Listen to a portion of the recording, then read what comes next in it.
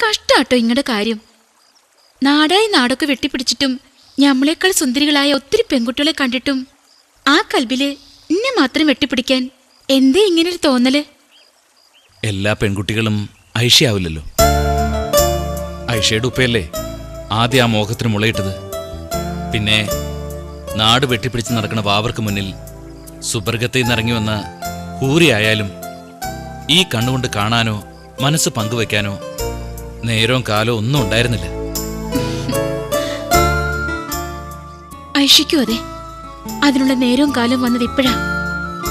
സംഭവിക്കേണ്ട സമയത്ത് സംഭവിക്കേണ്ടതെല്ലാം സംഭവിച്ചല്ലേ പറ്റൂ.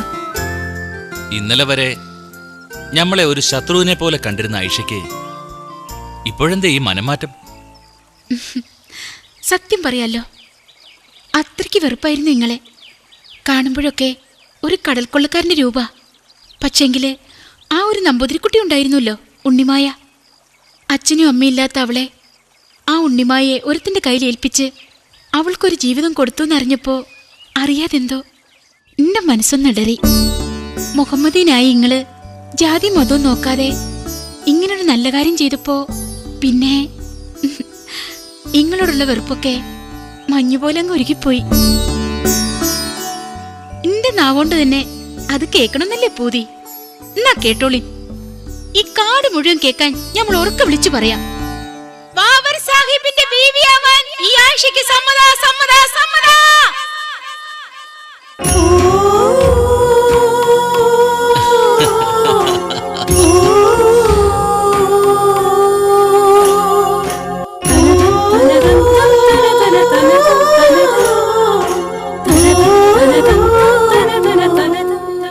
നമ്മുടെ നിക്കാഹ് നാളെ തന്നെ നടക്കണം.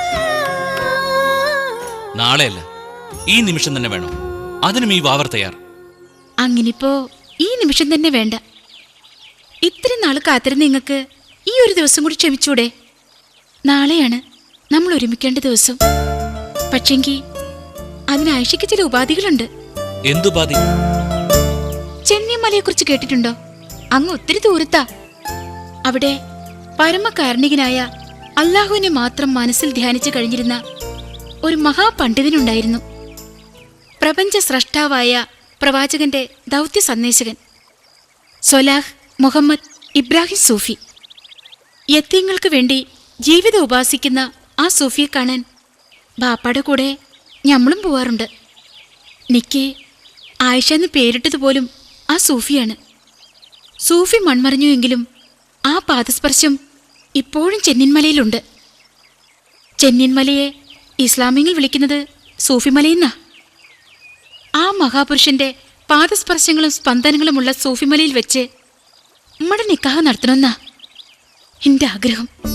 ഐഷയ്ക്ക് അതാണ് ആഗ്രഹമെങ്കിൽ നമുക്കും അതിൽ വിരോധമില്ല. പ്രവാചകദാസനായ ആ സൂഫിയുടെ അനുഗ്രഹം കിട്ടുന്നത് നല്ല കാര്യമല്ലേ? പിന്നെ പറയുന്നതിൽ വിരോധമൊന്നുമില്ലല്ലോ? ഇല്ലേ ഇല്ല. ഐഷയ്ക്ക് എന്തും എന്നോട് പറയാം. എന്നെ നിക്കാഹ് കഴിക്കാൻ വരുന്നത് നിങ്ങൾ ഒറ്റയ്ക്കായിരിക്കണം. പടയും പരിവാരങ്ങളും ഇല്ലാത്തൊരു ലോകം, നമ്മൾ രണ്ടുപേരും മാത്രമുള്ളൊരു ലോകം. കാടായിരിക്കണം നമ്മുടെ കല്യാണപ്പന്തൽ. നിക്ക് ഇങ്ങളും ഇങ്ങക്ക് ഞാനും മാത്രം. എന്റെ ഉമ്മയും ബാപ്പയും പോലും അങ്ങോട്ടേക്ക് വരില്ല. നമ്മൾ മാത്രം. വല്ലാത്ത സങ്കല്പങ്ങളാണല്ലോ ഐഷയ്ക്ക്. ശരി, പടയും പരിവാരങ്ങളും ഇല്ലാതെ തനിയെ നമ്മളവിടെ എത്താം. പക്ഷേങ്കില് സൂഫിമലയിലേക്കുള്ള വഴിയല്ലേ ദാ ആ കാണുന്നില്ലേ? അതിന്റെ 2 കുന്നുകൾക്കപ്പുറത്താ സൂഫിമല, അതായത് ചെന്നിയൻമല. ഇവിടെ നിങ്ങൾക്ക് പുല്ലാനിമേടും തലപ്പാർക്കൊന്നും കടന്ന് അങ്ങോട്ട് വരുന്നതാണ് എളുപ്പം. ദാ ഇതിലേ പോകുമ്പോ ചെന്നിമലയിലേക്ക് ഒരു ചെങ്കുത്തായ വഴിയുണ്ട്, അതിലൂടെ വേണം വരാൻ. കടലേഴും കടന്നു വന്ന വാവർക്ക് ചെന്നിയൻമലയിൽ എത്താനാണോ പ്രയാസം? നാളെ കാലത്ത് നമ്മൾ അവിടെ എത്തിയിരിക്കും. അവിടെ ഐഷ പറഞ്ഞതുപോലെ നമ്മൾ മാത്രം, നമ്മുടെ മാത്രം ലോകം.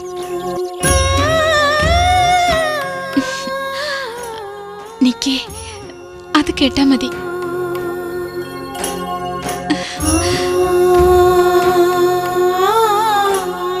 എന്നാ പിന്നെ ശരി.